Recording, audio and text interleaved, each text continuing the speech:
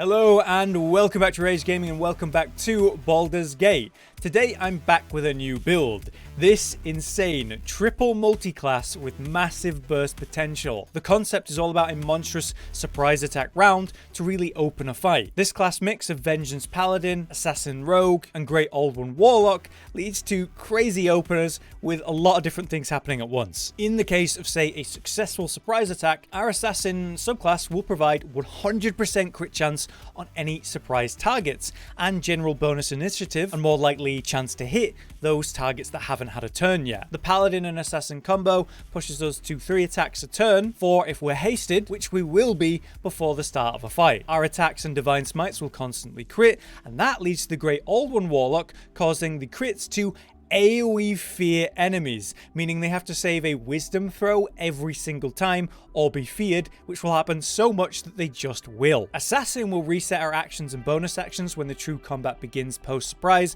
which is how we can keep going in a fight, letting us burst even longer during the opener. The combo of Paladin and Warlock is just brilliant. Our various spells are all scaling with charisma, but thanks to the Warlock we get Pact of the Blade, of course, which turns our weapon's main damage source, the main stat, of course, into charisma. So there's just really good synergy across all of the classes, and why we take them should be clear. Concentration is in fact a big part of this build too though. We want to constantly maintain it through a prep Divine Favor or using Hunter's Mark or Hexes mid-combat. Between that and Eldritch Blast as the cantrip, we're going to get Arcane Synergy procs, empowering our damage even more. It's a true prepare before the fight concept begins. You want to buff up your weapon, buff yourself up, be buffed up by allies, get the surprise attack round, and just go ultra ham in that opener. But if you don't get to surprise attack or you get surprised yourself, the build still works very well in more open normal combat. It's very cool, so let's explain the build and how it's all made possible. So for our leveling order, we're going to be working with Paladin, we're going to be working with Rogue, and we're going to be working with Warlock, of course.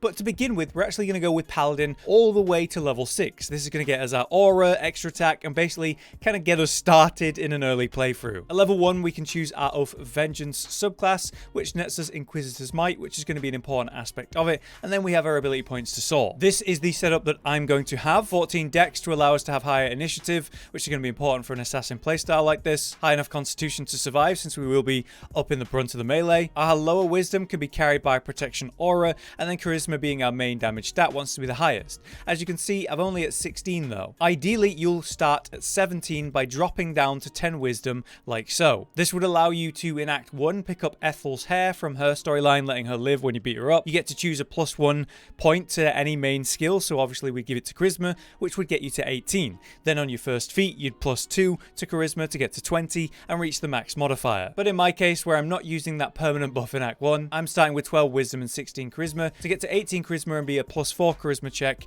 at maximum. Also, it's important to know that your skill proficiencies matter here. You're going to want to get performance. It's tied to your weapon that we'll talk about in a moment. So as I mentioned, we're going to push our Paladin all the way to 6 to get the aura, extra attack, and a bunch of other perks, like for example Divine Smite at level 2. This is going to help you at the very beginning of a playthrough actually function, rather than like be waiting until level 8 for things to work or something. In regards to a fighting style, you can pick defense for, more rounded survivability, or dueling if you really want to go hard on the burst potential. At level 4 in the Paladin, we'll get our only feat of the build, which we're going to take ability improvement and push our charisma. This would ideally push it to 20, assuming you've gone and done the Ethel Hag thing, where we get the +1 to charisma. But while we're here, I want to highlight that Alert would be an amazing pick for this build if we could have 2 feats, just because of the +5 initiative that would come from that. At level 5, we're going to get our extra attack, which is going to be a nice power spike, of course. And finally, we cap out at level 6, netting the aura of protection at last. Now at a total level of 7, we start the multi-class fun, starting with Warlock. For the subclass, we're going the Great Old One. When you land a critical hit against a creature,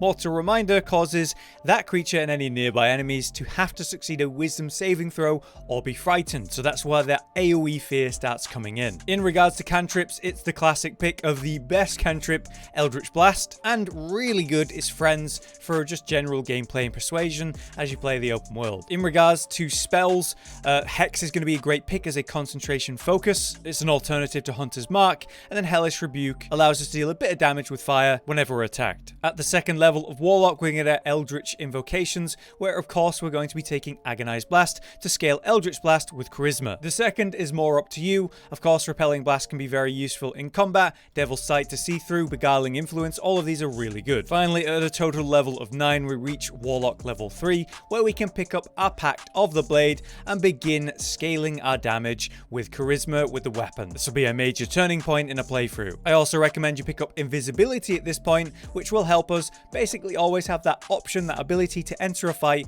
with surprise as much as possible, so it can be very useful. Then at a grand total of level 10, we can finally start going into our Rogue, where we can get even more levels of performance, which can be very helpful. It also nets us Sneak Attack, which is what we'll be using to open fights from this point on. At level 2, we don't get anything too special, just the Cunning Actions, which are helpful. And for our final level, at level 12, we'll also go into Rogue to pick up the subclass Assassin, where this really gets crazy. Thanks to Assassinate Initiative, we have advantage on attack rolls against people that actually haven't taken a turn yet, which during surprise will come up often. Thanks to Ambush, any successful attack roll against any surprise creature, that's why we get the 100% critical hit on surprise targets. And then finally, our last passive is what's resetting our action and bonus action at the start of true combat. So this is where the build, of course, reaches its true maximum spike potential at level 12. But now it's time to talk about the gear section of the build and how we really make this work to push it to its absolute max potential. The two main items for the build, I would say, are the helmet and the weapon. Weapon most of all. But as you can clearly see, I'm using a shield as well,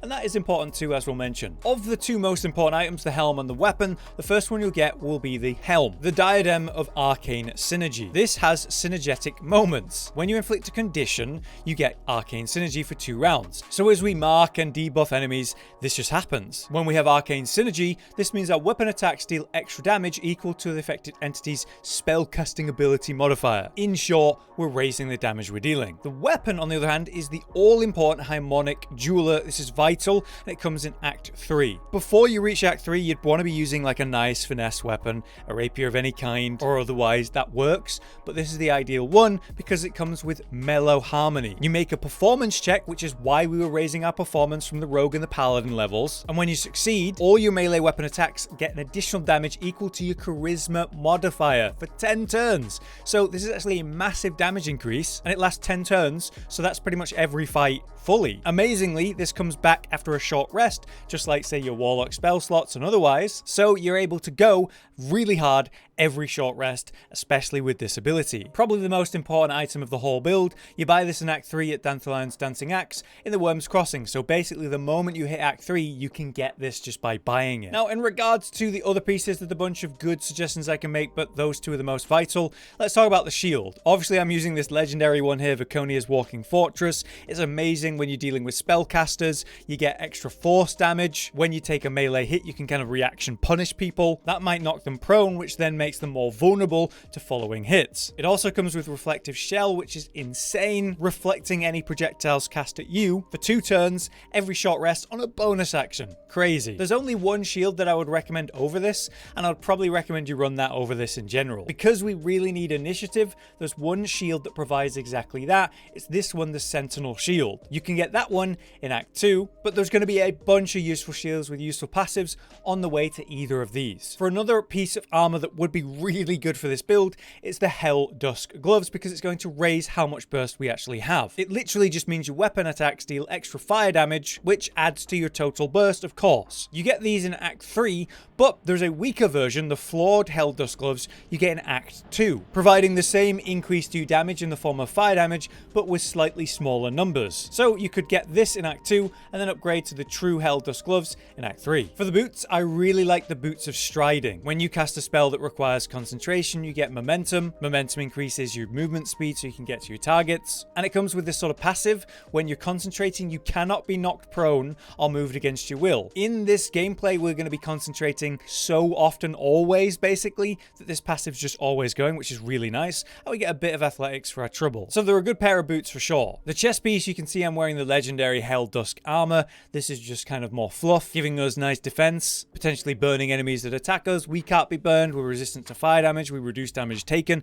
It's just very good. But there's so many suitable plate chest pieces that you might find during a playthrough that could just be useful to the build. Ideally, we get something that has initiative or helps our burst, but I wasn't able to find anything that actually does that. It's just kind of defensive utility. What do you prefer? For burst, the Amulet of Branding is always going to be fantastic. When you brand someone, you make them take double damage for one instance of damage to the type of damage you're interested in. So with a rapier, that will be piercing damage. So helpful for the burst in general. The Ring of Arcane Synergy is going to be a top tier pick. When you deal damage with a cantrip, you gain Arcane Synergy, which as we know is going to increase our weapon attack. And of course, in regards to the cantrip, because we're playing the Warlock, that will be the Eldritch Blast, of course, which is incredible. And then that will get us Arcane Synergy even more. The other slot is really good. It's the Strange Conduit Ring. While concentrating on a spell, the wearer's weapon attacks deal extra psychic damage. So another way to improve our weapon damage with something that we're doing all the time, which is concentrating. But yeah, if you haven't got these exact pieces, you're looking for initiative or anything that can increase the raw damage of your burst. So now let's cover the actual gameplay guide, as it were. The burst aspect of this build is obviously important. I'm going to explain this with a level 12 build in mind. Basically, once you got level 3 assassin going, that's when you really get the surprise benefits. The burst can obviously be crazy with that ideal surprise start, and that's what we're always going to aim for. Just remember that we want to all in with everything we've got, and then short rest to do it again immediately. So never hold back in a fight. To do this properly, there's a little bit of setup just before the fight begins. The whole idea is that we're going to be surprising enemies, right? So you should expect to have some prep fight before the fight begins. In this case, we're going to use our class action Mellow Harmony from the Harmonic Jeweler, the weapon we have. This will buff us up before the fight actually starts for 10 turns, and then we'll also ideally have a spell user in our team who can haste us. This will net us the 4 attacks around after all. Now, if we want to go really hard, you could even buff up your weapon or coating, or use a coating basically, such as say the Wyvern Toxin. That'll give you 1 to 8 extra poison damage on attacks, which is obviously going to help the burst. Finally, before we begin the fight, we want to use Divine Favor, which for 3 turns is going to increase our weapon's radiant damage and also be a concentration, right? The main one we do before the fight begins. That'll trigger the Strange Conduit's Ring, so we're going to get extra psychic damage on our attacks. And now, finally, we can begin the fight. We'll sneak up and stealth up to our main target and break stealth using Sneak Attack. With the fight beginning, Assassin should restore our action and bonus actions if we'd spent either of those. At that point, we can use Inquisitor's Might to get even more radiant damage. With this, we'll have 4 attacks of big bonused up damage attacks. So you want to pick your main opening target wisely, the one with the most health that you want to do the most burst to. On every attack, we'll be wanting to follow it up with a triggered Divine Smite that we will upcast as much as we can, adding to the damage as much as possible. Thanks to the assassin situation though, we shouldn't really ever be missing, and every attack landed should be a crit, which will cause that hilarious AoE fear roll from the Warlock subclass, as we've mentioned, causing real chaos and true control of the fight for you. This should lead to a very messy start for the opponents, if not just destroy them before the fight really gets going. In the situations where you're not opening in this exact way, maybe things are a bit more messy, which happens in a playthrough, you just aim to fight the targets in a normal way. Debuffing a main target, you're going to focus using, say, Hex or Hunter's Mark, which will get that concentration you're looking for. You still try to attack 3 to 4 times a round, ideally being buffed up by haste even mid-fight, and whenever a crit does occur, it'll cause that AoE fear, which gives you even more advantage. The build is still reasonably tanky with good control options, so if you're not opening like in this assassin surprise style, it's still going to work very well.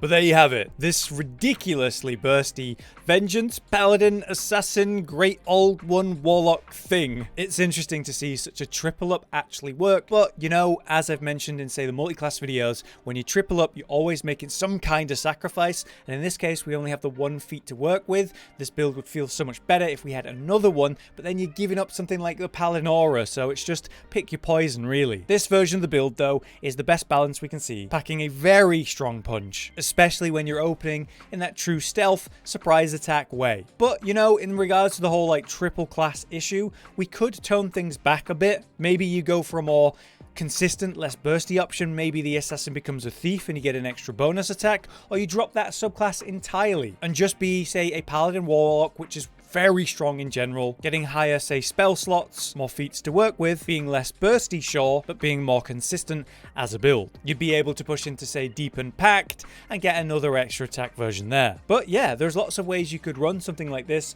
but this is a true powerhouse of a burst assassin, and the triple spec just works for it. If you want to move things around, try other versions of it, you can absolutely do that. For now though, I've been Hollow, you've been you, thanks for watching, see you next time. Josh, Cotton, and Hollow with the videos, dropping the humor like a hammer on your tippy toes, bringing entertainment on a daily arrangement to take our insanity and turn it into entertainment. Yes, I said entertainment twice, to reiterate that it is nice to look into your faces on a mostly daily basis when you let us in your homes to make the whole world a stage. Goodbye.